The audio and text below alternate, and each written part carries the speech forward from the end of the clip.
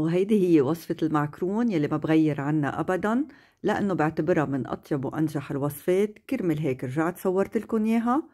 سيفوا الفيديو، خلينا نبلش واتبعوا كل التفاصيل لتاخدوا أحسن نتيجة. بدنا كبيتين من الطحين لكافة الاستعمالات، ونضيف فوقهم كباية من السميد، كباية من طحين الفرخة يلي هو أنعم أنواع السميد على طول بتسألوني عنه، ملعقتين كبار سكر، ملعقة صغيرة خميرة، ملعقة صغيرة محلب إذا توفرت، ملعقتين كبار ينسون بودرة، وربع ملعقة صغيرة من الملح. منحركهم ومنرجع منضيف نص كباية من زيت النباتي، ومنرملهم بهيدا الشكل، ومنصير نعجن بالماء الدافية أو الفاترة.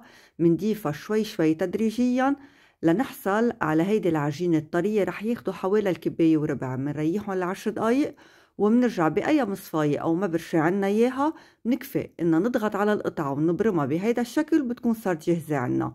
بالزيت الغميق الحامي على نار متوسطة لهادية منقليهم، ومنضل عم نحرك فيهم، ما بدنا اياهم يحترقوا من برا ويضلوا نيين من جوا.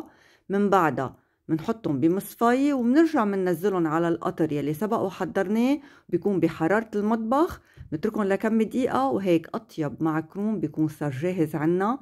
ايه فينا نعجنهم بمية اليانسون إذا ما كان متوفر عنا يانسون البودرة.